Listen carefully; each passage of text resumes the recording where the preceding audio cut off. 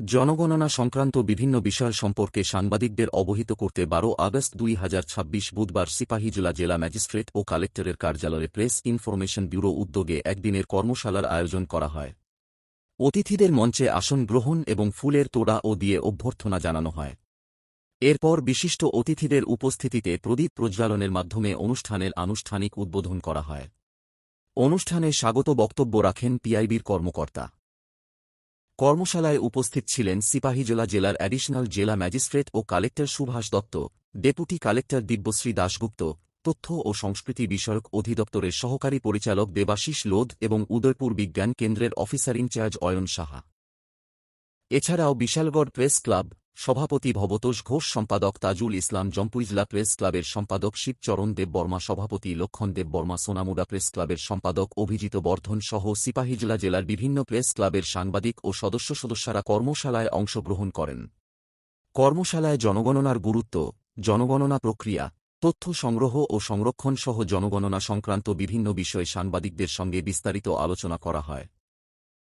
জনগণনা সম্পর্কে সাধারণ মানুষের মধ্যে সঠিক ও নির্ভরযোগ্য তথ্য পৌঁছে দিতে গণমাধ্যমের ভূমিকা নিয়েও আলোচনা হয়। বাড়িতে একটা গোয়াল ঘর আছে, একটা ঠাকুর ঘর আছে, তারপর আমার কাছে আরেকটা রান্নাঘর আছে। এগুলো কিন্তু এক স্ট্রাকচার না। আমার বসত ভিটাটা একটা স্ট্রাকচার, এরপরে আরেকটা স্ট্রাকচার হচ্ছে আমার গোয়াল ঘর, এদিকে রয়েছে আমার রান্নাঘর। তাহলে কি হবে? তিনটে সেন্সাস নাম্বার পড়বে। কিন্তু মানুষ থাকে কিন্তু ডুয়েলিং হাউস হিসেবে, কিন্তু যেটাতে মানুষ থাকছে, ডুয়েল করছে, মানে যেটাকে বসত বাড়ি হিসেবে ইউজ করছে, ওটাই ডুয়েলিং হাউস কনসিডার হবে।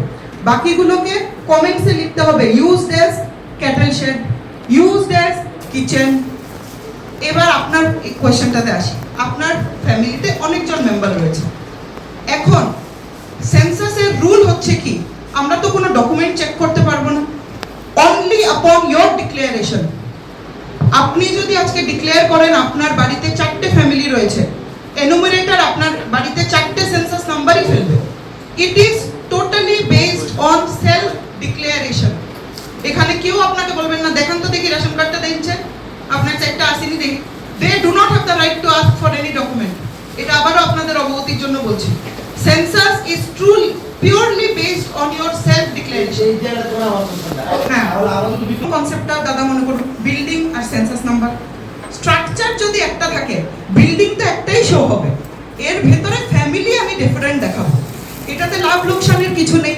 আলটিমেটলি কি হবে, যখন পরের বছর ফেব্রুয়ারি মার্চে আমরা পপুলেশন এনুমারেশন করব, বাড়িতে কত সংখ্যক লোক রয়েছে, এটাই তো আমাদের মূল উদ্দেশ্য। জনসংখ্যার মূল উদ্দেশ্যটা কি?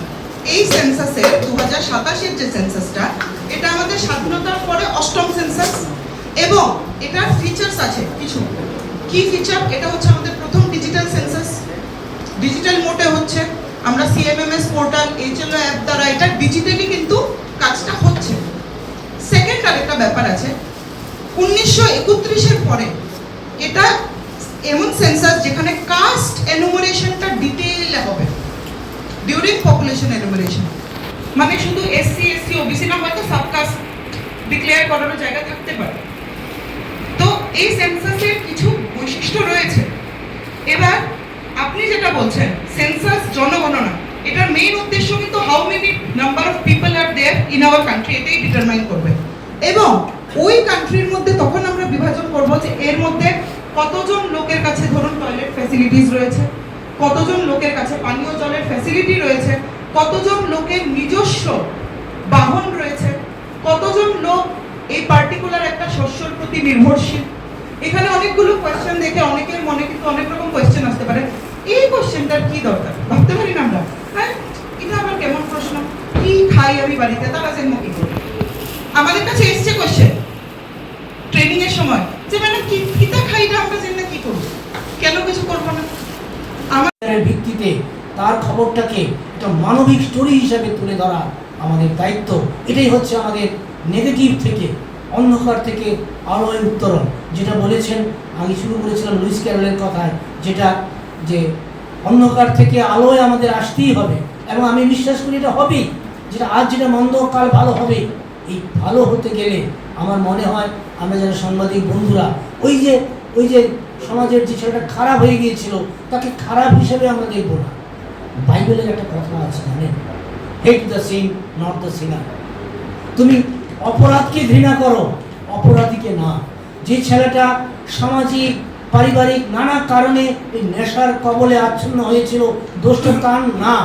তার হাতে যে ড্রাগের প্যাকেটটা তুলে দিয়েছে, তার হাতে যে নেশার জিনিসটাকে সহজলভ্য করে দিয়েছে, যে সমাজ তাকে এই নেশায় আক্রান্ত হয়ে তাকে ভুলিয়ে দেওয়ার চেষ্টা করেছিল, আমার আপনার সম্মিলিত প্রতিবাদ কিন্তু ওই তার বিরুদ্ধে। Hate the sin not the sinner. অপরাধকে ঘৃণা করো, আমরা অপরাধীকে ঘৃণা করব না, তাকে স্বাভাবিক জীবনে ফিরে আসার জন্য আমরা চেষ্টা করব। এই লক্ষ্যে ট্রিটমেন্ট, রিহেবিলিটেশন এবং পার্টিসিপেশন অফ ইউথ এই আহ্বান রেখেছেন এই নেশামুক্ত ভারত অভিযানে। ট্রিটমেন্ট, এই বিশ্রামগঞ্জে আমি শুনেছি একটা নেশামুক্তি কেন্দ্র গড়ে তোলার জন্য গত 1-2 বছর আগে মাননীয় মুখ্যমন্ত্রী শিলান্যাস করেছিলেন। এই নেশামুক্তি কিন্তু আমরা চাই না হতে, আমরা কেউই চাই না জেলখানা হোক। আমরা চাই, এমন অনেক দেশ আছে যেখানে জেলখানা নেই, ক্রাইম নেই। জেলখানা তো ক্রাইম থাকার ফলেই হচ্ছে। জেলখানা মুক্ত সংশোধন আমরা চাই না। এই নেশামুক্ত কেন্দ্রগুলো হচ্ছে ট্রিটমেন্ট, রিহেবিলিটেশন, পুনর্বাসন, এই দিকটাকেও আমাদের হাইলাইট করতে হবে। এবং আরেকটা বিষয় হচ্ছে যুব সমাজকে অংশগ্রহণ করা। এবং আপনারা জানেন যে আগস্ট মাসটা আমি অনেক বলেছি ঘটনাবহুল মাস। তো আমরা আমরা ধন্যবাদ জ্ঞাপন করার যে আপনারা একটা সুন্দর অনুষ্ঠান নিয়েছেন এবং যাদেরকে নিয়েছেন ওনাদের জন্য একদম আমাদের আমরা বলতে পারি যে আমাদের বার্তাটা যদি বার্তার মাধ্যমে যদি যায় তাহলে সমাজের সব জায়গায় পৌঁছে যাবে। তো সারাদিন ব্যাপী আজকে মোটামুটি আপনাদের সঙ্গে হবে, আপনারা অংশগ্রহণ করবেন, সবাই আলোচনায় নিজেরা মধ্যে আলোচনা করবেন, আলোচনা করে কি কি পজিটিভ দিক আছে অ্যাডমিনিস্ট্রেশনে সেগুলি যেমন আছে, কি আমরা অ্যাডমিনিস্ট্রেশন নিতে পারি সেটাও সাজেশন রাখবেন। ঠিক আছে পিনাকি বাবু, বিভিন্ন ইস্যুসতে এটা একটা আজকে যেহেতু